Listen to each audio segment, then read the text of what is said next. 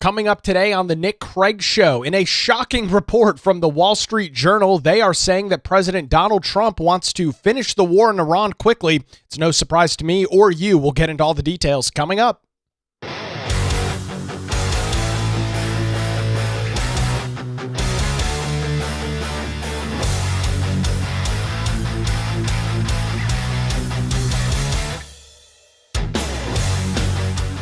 And a good Thursday morning to you. Welcome into the Nick Craig Show, streaming live this morning on YouTube, Rumble, X, and Facebook. Don't forget that you can take the show with you 24/7 on demand in your favorite podcast app by simply searching for The Nick Craig Show. You can also listen online by visiting the website nickcraig.com. If you are somebody that listens on Apple Podcasts, if you also wouldn't mind leaving the show a 5-star review, that helps it get shown in other people's algorithms. If you're listening actually in any podcast app, if it gives you the ability to leave a review, we'd appreciate it. A 5-star review over for the Nick Craig Show. Our program this morning brought to you by the Law Group here in Wilmington. Visit them online at lawgroupnc.com or give them a call, 910-251-6088. We'll hear more from them coming up a little bit later on in the program this morning. I've got some major breaking news for you out of nowhere else but the Wall Street Journal, running a headline late last night that is incredibly ridiculous. Trump tells aides he wants speedy end to Iran war. Now, hopefully you have detected the sarcasm in my voice with this headline over at the Wall Street Journal. This was their big exclusive last night that they ran, their big expose piece on the administration, that President Donald Trump is telling his aides, ladies and gentlemen, people close to the situation, sources close to the matter, say that he wants a speedy end to the Iran war. How is this even a headline? How does this cross the barrier of news? I guess maybe we should look at the source. And to the Wall Street Journal's credit, they're not the Washington Post. They're not the New York Times. They tend to be a little bit more above board on some of the garbage and trash that you see published by all of these other so-called media outlets across the United States. But when I saw this headline yesterday, I mean, it caused me to, my eyes almost rolled into the back of my head. Of course, he's told his aides that he wants a speedy end to the Iran war. I mean, are you of the mindset, anything that you've heard from this president, you believe that he wants to conclude another 10 or 15 year Middle East incursion? That's what you think the president wants? He wants to have, as one of his legacies of his 2 terms in office, an ongoing forever war in the Middle East? You've got to be out of your mind if you have worked yourself up to believe that. But unfortunately, many in the United States have. And of course, is in large part due to the dishonesty of the mainstream media, who continues to proliferate this garbage that Donald Trump is going to get us into a war that's going to go on forever, that it's going to be failed regime change, that the whole thing is just going to be a complete and total disaster. Now, let me state by saying this. The president has a lot on the line with this conflict. You've heard me say that many times. I'm not here to pretend that he is not putting a lot of stock and credit on the line for this to work out successfully for the United States.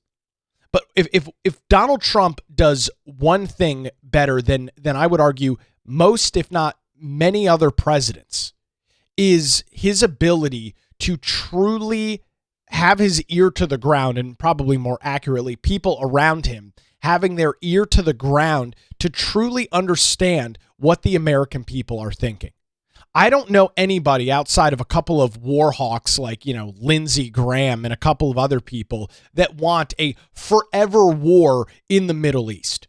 I don't know. I can't point to anybody. I can't tell you, I know a guy or I know a gal. No, because those people don't exist. The only individuals that would push for forever conflict are those that are getting rich off the military-industrial complex here in the United States. And the war hawks, the neocons, many of whom, fortunately, are no longer serving in high levels of office across the United States. You still have a couple, Lindsey Graham probably being one of the greatest examples of that. Other than him and a few others, couple of maybe talking heads as security analysts or military analysts on cable news. Nobody wants this. Nobody wants a forever war. Nobody wants to, for the next 15 years, have to wake up to a story every couple of weeks about how U.S. service members have been killed overseas in an ongoing conflict. Nobody wants to consistently read about how military operations are stagnant and are not progressing and regime change has failed and all hell is breaking loose. Literally nobody wants that. But the left has already concocted this narrative, and I'm going to throw some shade at those on the right, have been buying into this, that this is how what the outcome is going to be, that we are now permanently gridlocked and stuck in a forever war in Iran. And I've made this point before, but I'll make it again today. If that is the case, this president is going to have his legacy tarnished. If that is the case, you will find myself and many others, I hope, on the right that are extremely critical of this president and this administration going forward. Unlike those on the political left, I'm not a sheep. I have free thought. I make up my own opinions. I'm allowed to disagree with somebody. I know this is a very odd concept for those on the political left, as they all sing off the exact same sheet of music. But I'm allowed to do that. And in fact, I do actually do that. But at the same time, as I mentioned back a couple of weeks ago when we first started talking about the Iranian conflict, I'm going to give this president a shot. Over his 2 terms in office, really term and a half at this point, he is generated enough stock, at least from my vantage point, that I'm willing to give him a shot.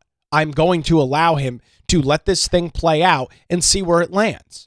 I'm not one of these immediate doomsdayers that the first second that this thing was announced, I ran for the hills and tried to distance myself from Donald Trump. No, I'm going to give it a shot. It's only been a couple of weeks. And these things, contrary to what you may read on social media, are relatively complicated. I know. It should be a huge shock to you. War is complicated. There's a lot of moving parts. It's a very dynamic situation, even just this week, where we've talked about how the president yesterday covered how the president laid out his 15-part plan to the Iranians, or at least people close to him laying out that plan, how the Iranians continue to say that not only A, have they not seen it, but B, they're not actually negotiating with the president. And so it's a very dynamic, it's a very fluid situation, and that's okay. Things of this magnitude are inherently going to have some level of dynamic flavor.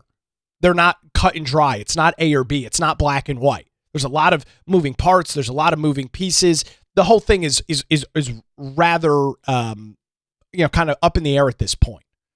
But I'm willing to give the president a shot because I do believe that he is a good negotiator. I do believe that he is a good deal maker. And I do strongly believe that he understands that the American people do not want to watch another forever conflict play out in the Middle East for the next 5, 10, 15, or 20 years. I feel that very, very strongly. And so when I saw this headline over at the Wall Street Journal that Trump is telling his aides he wants a speedy end to the war, I'm like, yeah, okay, great. And you got anything? You got anything else?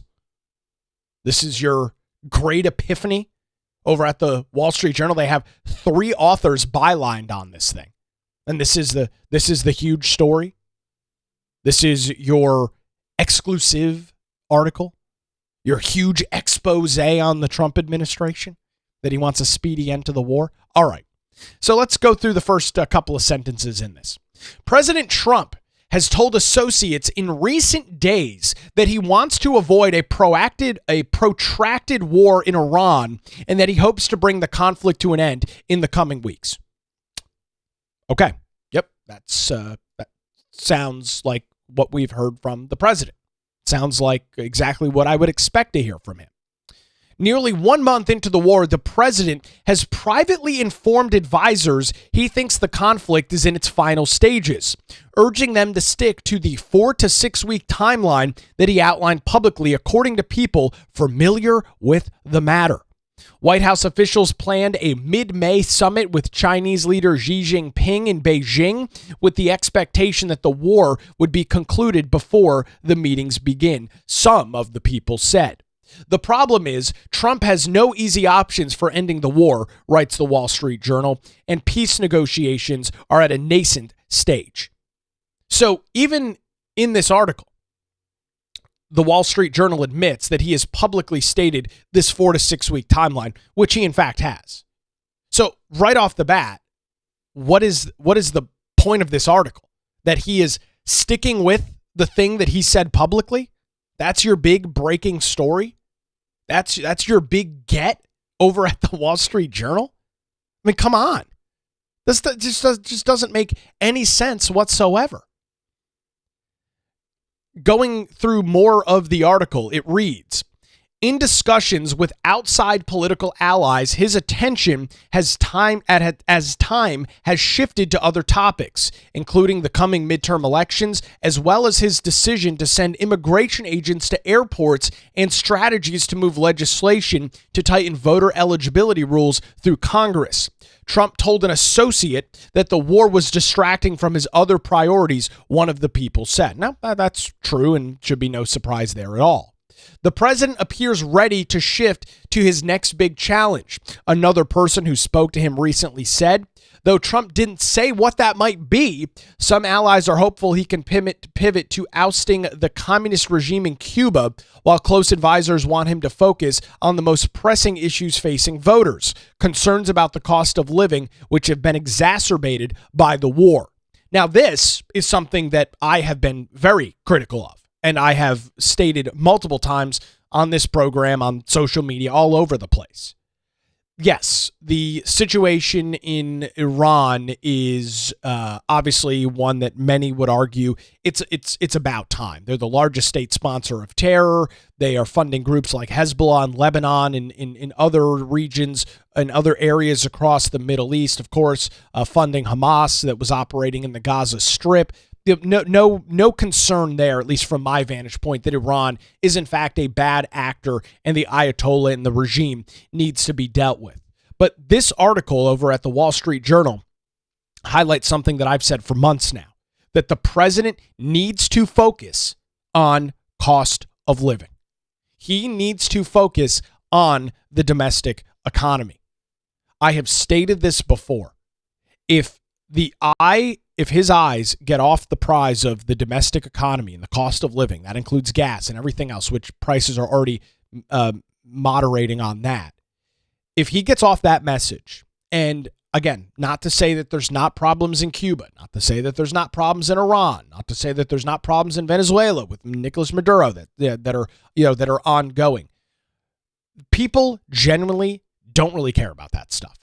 And this is one of the unpopular truths that you don't hear many in the media say, right? Because we are on the air every day, multiple hours a day, some depending on what you do and where you publish your work, you're on this stuff 24/7.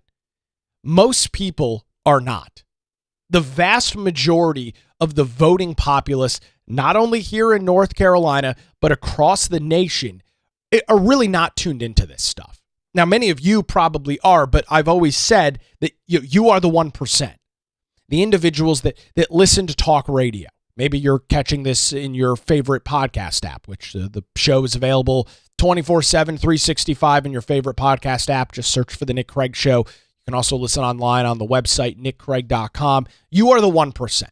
You are very, very, very much above the average, normal American voter and American media consumer. It's why you listen to the kind of content that you do. It's why many of you listen to this program, which I am incredibly grateful for and very much appreciate.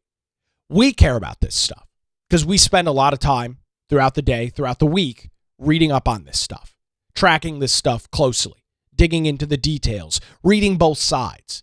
Most people don't do that, and they're not going to, because the dirty little secret is they're busy.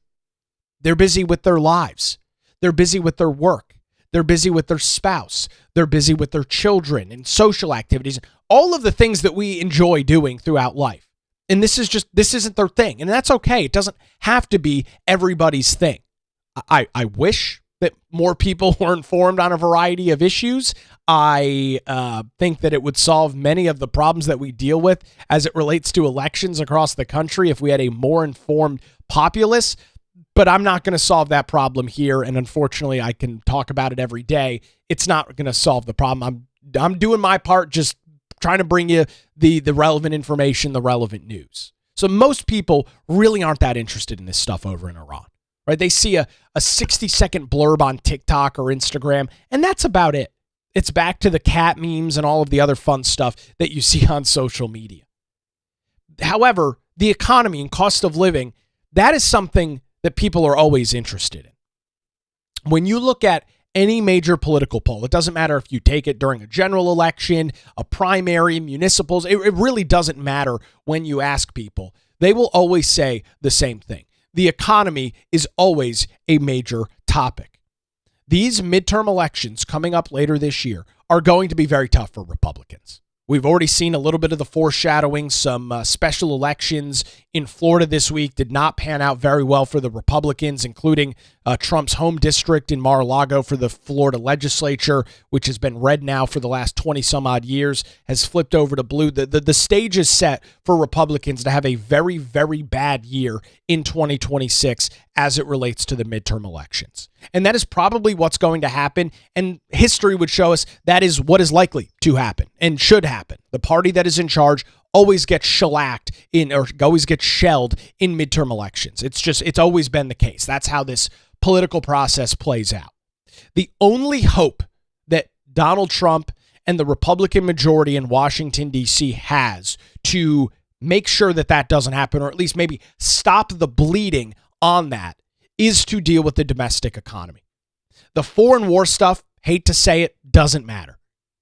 The international things, they just don't matter.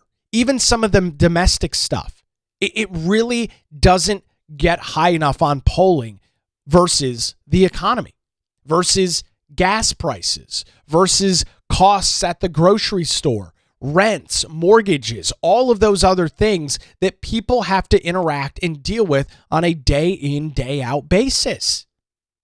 And so I feel confident that the president knows this. The Wall Street Journal even says as much in their article, reading it again. While close advisors want him to focus on the most pressing issue facing voters, concerns about the cost of living, hopefully the louder voices in the room, or the voices that have the most influence in the room under this administration, understand this point and will continue to try and hammer into the head of the president. This is where the focus needs to be. And again, that is not to say that these larger topics, these larger discussions are not important. They absolutely are. But for the vast majority of people that, as I mentioned, don't really follow the news that much, don't really care genuinely what's going on, every single day they're driving by gas stations. A couple of times a week, maybe, they may be filling up their cars. Every week, every couple of days, they're going to the grocery store. They're purchasing food and things of that nature. So that stuff matters. And it is one of the things that, regardless of whether your political involvement is 0 or 100, it is something that you interface with. It is something that you see day in and day out. And the only hope from my vantage point that the Republicans have to go forward in these midterms and have some level of success in 2026 later on this year is going to be a complete and total full-on laser focus on the domestic economy. If the president still wants to do a couple of little things on the side, so be it, but the focus needs to be on the economy. Nothing else. It's what he needs to be messaging. It's what his time needs to be spent doing. It's what needs to control his press briefings, all of that stuff. It has to be on the economy. And that's unfortunate because I do think some of these international issues are very pressing. And I would argue, nobody better than President Donald Trump to deal with some of this stuff because he is in fact, a master negotiator. Like the guy or not, go read Art of the Deal. Look at what he has done with his business career. He is a phenomenal negotiator. And in this case, he has got the best hand at the poker table and can pretty much force anybody to do what he wants. He's got all the leverage, all the cards, and these people across the globe, they're concerned when the president puts a demand in front of them because they know that he's not BSing. They know that he's not blowing hot air, blowing smoke, that there's something behind those words, right? The Joe Biden and Kamala Harris. Oh, what do you say to Iran? Don't. That's great. Had the Iranian regime shaking in their boots. President Joe Biden, what do you say to the Ayatollah? What do you say to the Iranian government as it relates to terror in the Middle East? Don't. Yeah, that's what we saw. That's what we had, and those were in fact the very real words from this previous administration. Back to the article over at the Wall Street Journal that ran last night that says that President Donald Trump has told close advisors that he, in fact, wants to end the war quickly. The White House press secretary, Karoline Leavitt, jumped into the fray, saying, quote, President Trump is extraordinarily skilled at multitasking and works on multiple challenges at the same time. The president is laser focused on fully achieving the military objectives against the terrorist Iranian regime. The president's sole focus is always victory. Trump this week signaled renewed interest in reaching a diplomatic settlement to end the conflict, walking back a threat last weekend to strike Iran's power plants. Middle Eastern intermediaries have traded opening proposals from Tehran and Washington, D.C., with U.S. officials having said that they are open to further discussions in the coming days. At the same time, the United States is turning up the heat on Iran, deploying additional troops to the Middle East. One idea that Trump has floated to his advisors, securing U.S. access to some of Iran's oil as part of any deal to end the war, according to a senior administration official. This official said there isn't any current planning underway for that to be the outcome. And so, again, just kind of laying out the ridiculousness of this headline over at the Wall Street Journal that, yes, in fact, President Donald Trump wants to end this war quickly. We should not be surprised by that. If you have listened to the president publicly, you probably have a pretty good idea that that is, in fact, not what he wants to do. Now, I will say that I do take a little bit of an issue with some of the comments from the press secretary and Karoline Leavitt. And whether President Donald Trump is a good multitasker or not, he probably is. From all things I know about him, he is. I fancy myself a pretty good multitasker as well. That's fine and dandy, and some people are better than others at multitasking. But unfortunately, in terms of media coverage, the only thing getting talked about now is the Iran war. I mean, if you don't believe me, put on cable news for 6 hours and just keep it on in the background and hear what they talk about. It's not about the economy, or when it is, in this case, it's now about how gas prices are sky high and how the Democrats now want to be the champions of affordability. They're going to really drive us home on this issue of affordability. Meanwhile, gas was way more expensive under the Biden administration. Inflation was out of control. Prices at the grocery stores were nuts. But, again, Democrat Party now wants to pander to you, pander to me about affordability. This ties in nicely to a funny clip I saw on Fox News yesterday. This is, of course, The Five. Jessica Tarlov is the liberal that is on that program, and she got into it with Jesse Watters, who was always quick and witty about this back and forth. They were talking about a similar thing about the war ending quickly, and I thought Jesse Watters made some good points. It's a little bit of a lengthy clip, but I thought it kind of really hammers home this point and kind of backs up some of the ridiculous notions that you're seeing being laid out by those currently on the political left. Take a listen.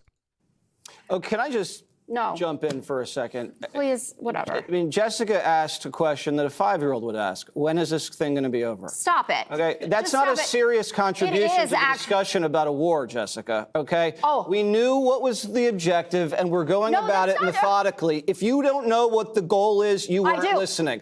Let me explain it to you this way. It started out with regime change and ending the nuclear program. There was never regime change. Yes, it was. He said today we already did a regime change because we you got did when we Ayatollah killed the Jr. Ayatollah. Stop it. You're hyperventilating. Relax. Let me explain the war to you. First off, why would Donald Trump lie about talking?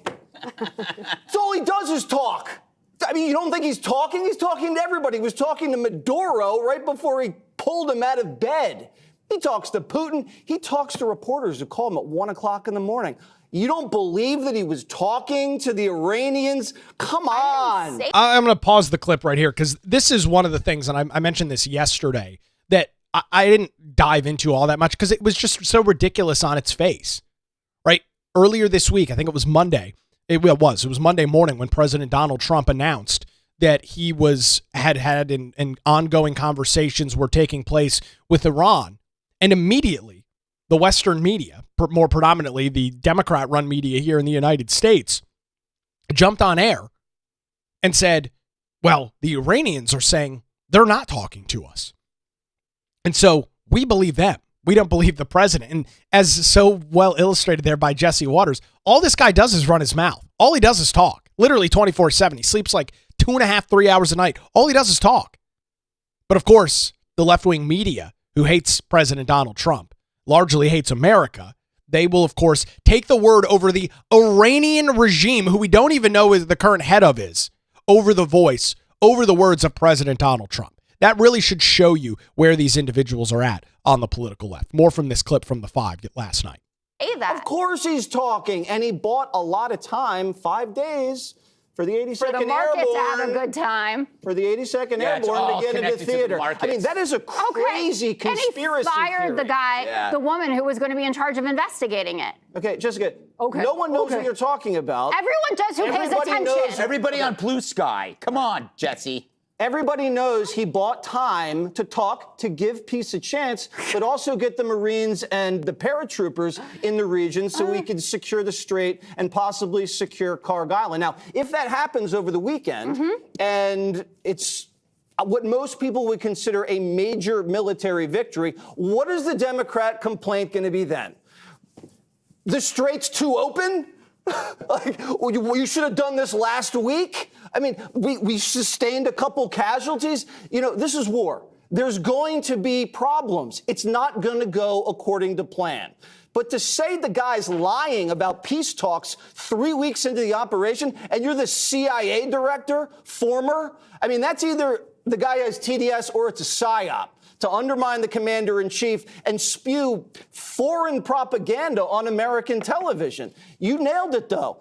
The Israelis and the Saudis, the whole region, Europe, the Australians, the Japanese, they're all coming together to make sure we don't have to deal with these people anymore, to keep the Strait open. And now you have China begging the Iranians to surrender before Friday because they can see what's coming. I'm not saying you have to agree with everything Trump's doing as the commander-in-chief. I get it. You don't have to agree with the way we went to war, but once you're in it, you got to be in it to win it. And you have to understand there's a huge payoff if we're victorious. The Strait was open. We're the ones that caused it to be closed. Jessica, and now we're trying to undo what we did. The Iranians have been bombarding the Strait for 40 years. Okay. It's actually put a $5 to $15 premium on every barrel of oil that goes out of there. Once you take them out of the equation, oil's going to go down. Everybody knows it.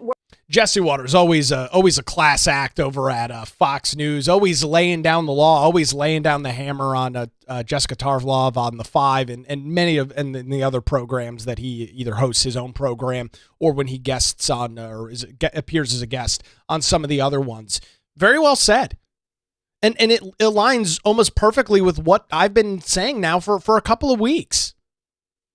The disingenuous commentary from not only the Democrats, but the media, which of course one and the same, here in the United States should be a major concern for every single American.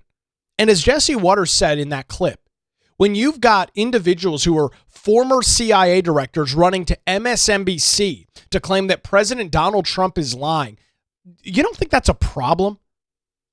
First of all, how does the former CIA director know what's going on in this administration? There's a reason that the title is former CIA director, not current CIA director. So A, how does he have any idea what's being discussed and what's going on? And B, why do you think that's the case? Why is the media even giving a platform for that kind of ridiculous narrative and conversation? The only justification I can come to, and the only way that I can wrap my head around that, is to make the point that they are in favor of a terror regime continuing in Iran. The only way that I can justify what these people say is they support the world's largest state sponsor of terror. They want to see more death and more destruction across the Middle East and there, by extension, the rest of the world. That's the only way that I can rationalize some of the insane commentary that I've seen over the last couple of weeks. That's the only way I can rationalize it. It's the only way that I can kind of twist my mind into this position where I can begin to try and understand what these people are actually getting at. It makes absolutely no sense whatsoever, and I think it's in large part because these individuals hate the United States of America and want to see our enemies win. I mean, that's, to me, the long and the short of this thing. They want to see our enemies succeed. I'm not in the business of that.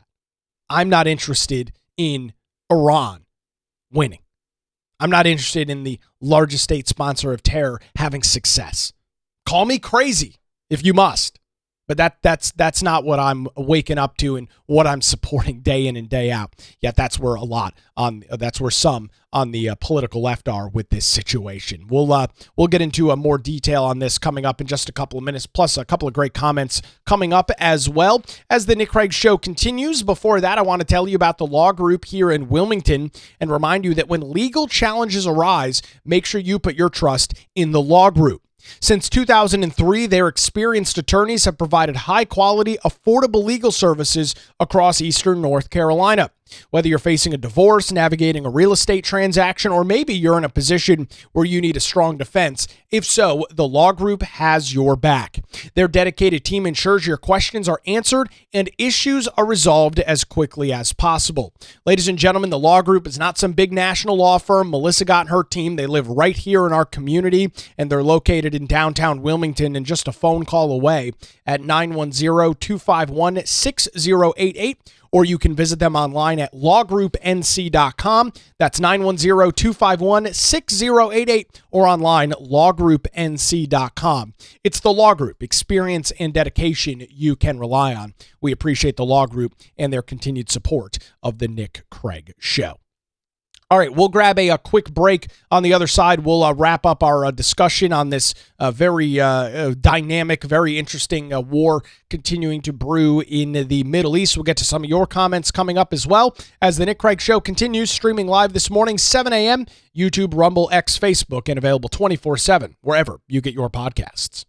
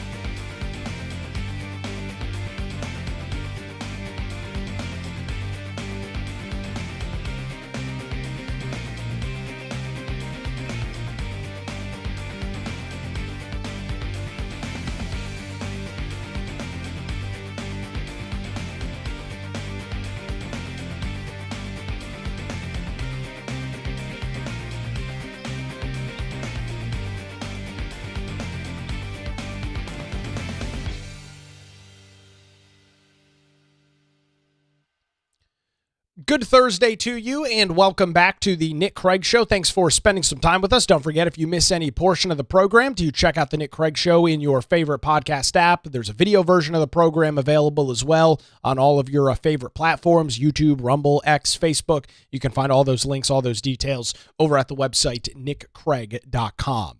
We are talking about a whole litany of issues as it relates to the Iranian war, all sparked by a Wall Street Journal article that ran 9 o'clock last night. The headline, Trump tells aides he wants speedy end to Iran war, which when I first saw this, I immediately rolled my eyes because I said, well, yeah, of course. I mean, why would the president want this conflict in Iran to go on for any longer than it absolutely has to? I mean, there's not really, to me, any news value in this headline. And we read through a little bit of the article. I'm not going to bore you reading through the whole thing because it's what we already know. It's what we've talked about here on this program. It's what you've heard others talk about now on the political right for weeks. It's what you've even heard from the president himself, who has said consistently that he hopes to wrap this thing up in a 4 to 6 to 8 week time frame. And so everything seems to be going, it's seemingly as planned. And kind of harping back to the Fox News clip that I played of Jesse Waters owning the libs on Fox News yesterday. You know, war is, of course, a very dynamic thing. And not everything goes as planned, right? You can go through any amount of conflict or war that has existed in history, and it is very obvious that things just sometimes don't go as planned. And there's always going to be some element of that when you're talking about a major conflict like the one that is taking place right now. But I don't know why anybody, or I don't know anybody, excuse me, who is rooting for a forever war in the Middle East. The president is not, from all of his public commentary, now being backed up by these aides that spoke to the Wall Street Journal about this, all anonymously, of course. And so, to me, we're right back where we were when the president first made those comments. A couple of interesting things coming in, a couple of comments coming in on the show. One reads, on Tuesday, March the 17th, French President Macron vowed, quote, France will never take part in operations to open or liberate the Strait of Hormuz. 2 days later, on Thursday, the French president signed a joint statement expressing, quote, readiness to contribute to the appropriate efforts to ensure safe passage through the strait. Traditional media reported the first statement, but not the second. That illustrates the traditional media position right there. Yeah, unfortunately, you're very accurate in that comment because that's exactly what we see. And I'm not going to go down the rabbit hole on this, but I mean, we can have and probably will in the coming weeks a full discussion about the lack of European interest in this conflict, the lack of NATO and UN and all these other great organizations that we proclaimed or that proclaim themselves to be these great peace-fighting entities across the globe, how they've done little to nothing to aid the United States in this ongoing conflict. And I guess for Europe, where most of the oil that passes through the strait is actually sold to, very little of the oil that goes through the Strait of Hormuz actually comes to the United States. It's less than 5%, right? That is not where we get the vast majority of our oil from. It's a percentage, sure, but it's not 20 or 30. It's not Europe, where it's in some cases 60 or 70% of their oil, which, as Jesse Waters noted in that clip, because there's always the risk that the Iranians are going to randomly blow up a ship carrying tens of thousands of barrels worth of oil. That has caused price increases over the last period of time through the Strait of Hormuz.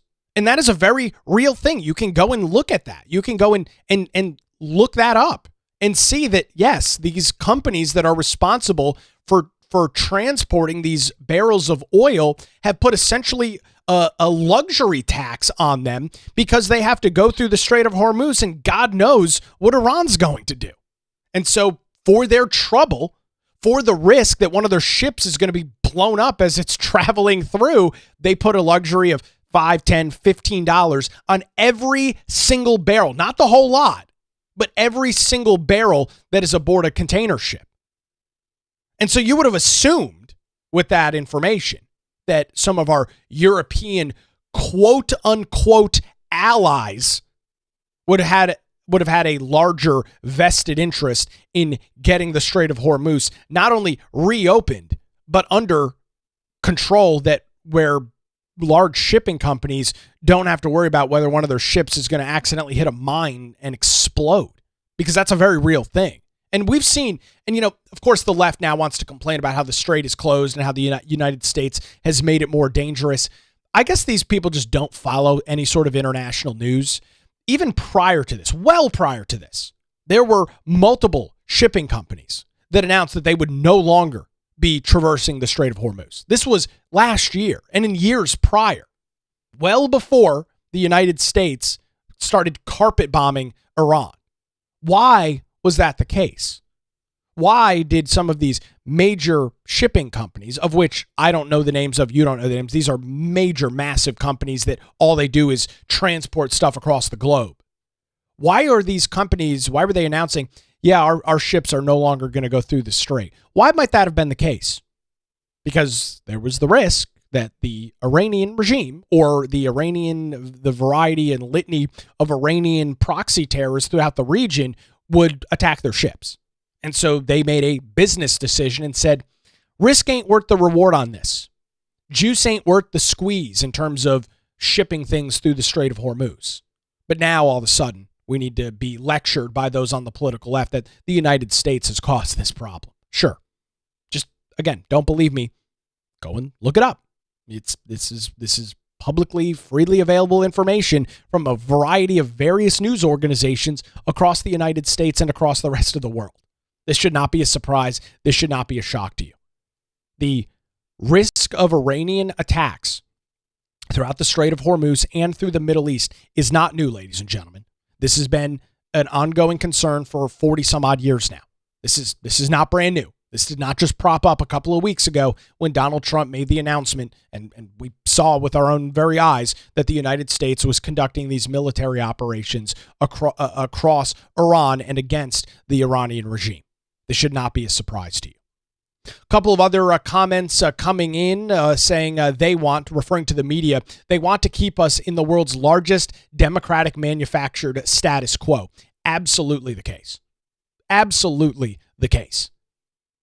And so where do we go with all of this? It's going to be an interesting weekend. I'll state that as we head into the weekend, as we watch what unfolds Saturday and Sunday. I would suspect, could be wrong, but I would suspect that we'll probably have some pretty big news when we come back on the air Monday morning,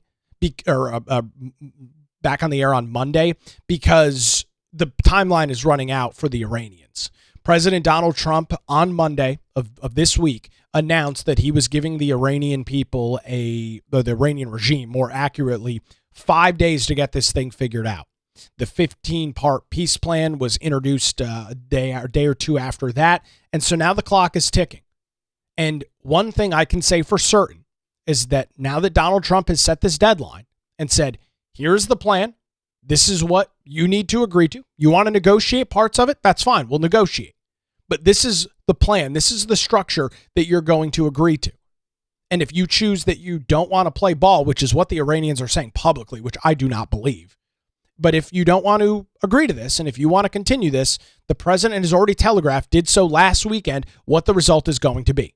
The Iranian infrastructure system, its power grid, is going to be decimated by the United States. That is the next step of this.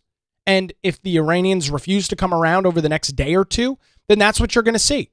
And then we'll, of course, move on to the next stage, in which Iran will have even less leverage to bargain, in which Iran will have even less in terms of capital that it can actually play with.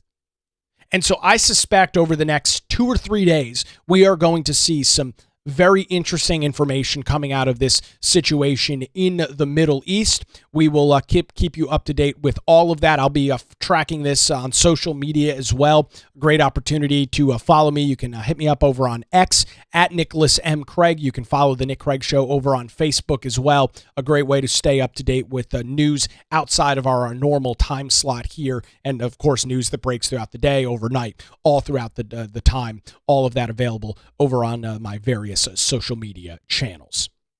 Well, that's going to do it for a Thursday edition of the Nick Craig Show. Obviously, a lot going on. As I mentioned yesterday, I'm off tomorrow. I've got some things I've got to take care of, so no program for you tomorrow morning, but I'll be back Monday. We'll dive into all the details. Put next Tuesday on your calendar, the 31st. That is when we are going to be getting together for our monthly Patreon hangout. I'll send out that email notification coming up a little bit later on today as well. For those that are supporters over at patreon.com/Nick Craig, you can get access to our daily show notes and our monthly hangout. That'll be coming up next Tuesday, the 31st, 7 o'clock. We'll jump on a Zoom call, chat for a couple of hours, and kind of go through what is all the news of the day and all that information. Patreon.com/Nick Craig.